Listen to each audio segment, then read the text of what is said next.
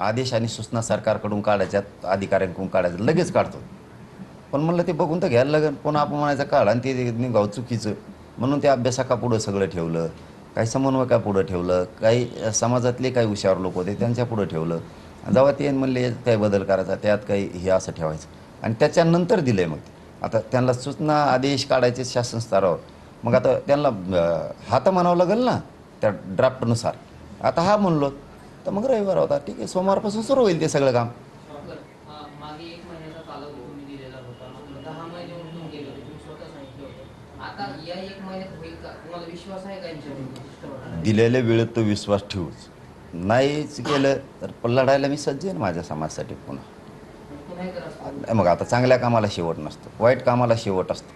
त्याचा the end होतो वाईट कामाचा, चांगल्या कामाचा कधीच होत नसतो. त्याला चांगल्या कामाला शेवट नसतो, सारखं लढावं लागतं तेव्हा चांगलं होत असतं. आणि चांगल्या कामाला शेवट नसतोच, आणि नसला पण पाहिजे चांगल्या कामाला शेवट.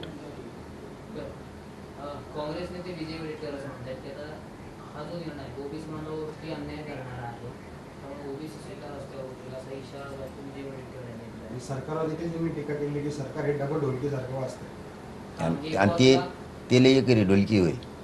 उगा काय तुमचे सत्ता होते तेव्हा कुठं गेलता, तेव्हा कुठं गेलता, तेव्हा लय ओबीसीचं कल्याण केलं होय. तो सरकार होतं तेव्हा काय तो पाळणा बांधून दिला तेव्हा झोका ओबीसीला.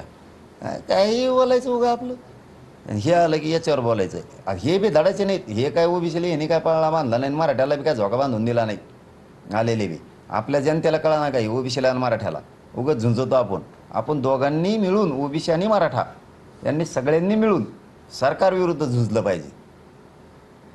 आणि ते आपल्या आपल्यात वाद लावून देतात, आपण सुरू आणि कच चांगलं होऊन ओबीसीचं बी मराठ्याचं बी.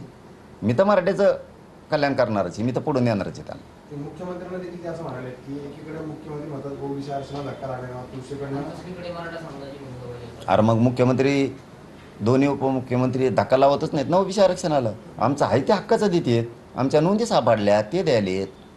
आम्ही तर कुठं म्हणतो त्यांना धक्का लावा. त्यांना धक्का लागू नका, लावू नका आणि ढकलू नका. तसंच राहून ते त्या लांबळी चोंबळीत धरा. पण आमच्या नोंदी, आमचे गॅझेटेर तर द्यावं लागतील ना, ते देत आहेत ते ओबीसीवर कुठं अन्याय. आमच्या नोंदी द्यायलेत, आमच्या लेकराचं कल्याण व्हायला ना. काल तुम्ही विखे पाटील मराठा समाजाला सांगतायत की मराठा आणि ओबीसी समाज एकमेकांना विरोधात उभं करून ते सत्तेची खुर्ची मजबूत करतात असं विजय वडेट्टीवार म्हणतात. आणि तुम्ही काय केलं? तुम्ही लई फुटाने वाटत होता तुम्ही. तुम्ही ओबीसीचं वाटोळच केलं आणि मराठ्याचंही केलंच ना. आणि महाविकास आघाडीनी समजा यांच्या कोणचं होतं तेव्हा, महाविकास आघाडी नव्हती वाटतं, काँग्रेसचं सरकार होतं, त्यांनी वाटोळच केलं ना. आणि तुझ्यासाठी तो यासारख्या नेत्याचा भरणा केला काँग्रेसनी, मराठ्याच्या विरोधात बोंबालणाऱ्या नेत्याचा. काँग्रेसने संपायचं का तुझ्यासारख्यामुळं? आणि त्या ह्या काँग्रेस सरकारनं मराठ्याचं ओबीसीचं वाटोळं केलं आणि या महायुती सरकारनंही केलं मराठ्याचं बी ओबीसीचं. मराठा ओबीसीनं समजून घेतलं पाहिजे, आपण एकमेका लेकरा बाळाला साथ देऊया, विरोध करायचा नाही. आपण दोघांनी मिळून सरकारच्या विरोधात राहिलं पाहिजे जनतेनं. तुम्ही सरकारकडून राहता आणि आमच्या विरोधात बोंबालता. पण त्यांनी रस्त्यावरती उतरण्याचा इशारा दिला आहे, लवकरच त्याची घोषणा देखील ते करणार. ओबीसीचं नुकसान होत असेल तर आपल्याला लढावं लागेल. आता रस्त्यावर उतरण्याचे पर्याय. रस्त्यावर उतर नाही तर तिकडं वड्यात उतर म्हण, कुठं उतर. काल तुम्ही विखे पाटलांना एक विनंती केली की माझी आणि अजून एखादी नायपरिष्ट करा. नेमकं नायपरिष्ट कोणाची करावी आणि तशी मागणी. काय झालं आहे, मला वाटलं होतं बदल झाला पाहिजे प्रत्येकात, ते दिसत नाही. म्हणून तोच म्हणला होता, मी नव्हतं म्हणलं ते परळीचं. तेच म्हणलं होतं की माझी ब्रेन मॅपिंग करा, तिची नार्को टेस्ट करा. तो विषय आता मी पुन्हा हातात घेतो. त्यांनी कोणाला घातपात करायला लावला माझा.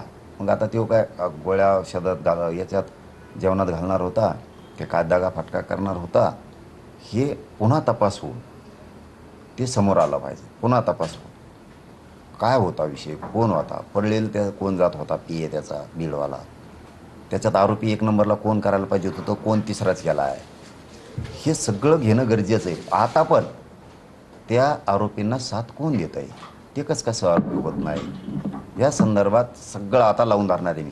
CID पासून SIT पर्यंत या सगळ्या पुन्हा तपास त्यानं होतं गरजेचं आहे. आणि त्याच्याशी बोलणं झालं आहे त्या आरोपींचं. कोणी प्रत्यक्ष जाऊन बोलत होते, कोणी फोनवर बोलत होते. मग त्यो याच्यात कसं काय नाही. मग रश्मी शुक्ला ज्या पूर्वीच्या महासंचालक होत्या त्या अजितदादा फडणवीस साहेब हे स्वतः नागपूरला बसले होते. मग त्यावेळेस त्याचं नाव बाहेर काढलं याच्यातून. मी आता त्यो विषय लावून धरणार आहे आता त्याची आणि माझी आणि त्या 3 आरोपीची.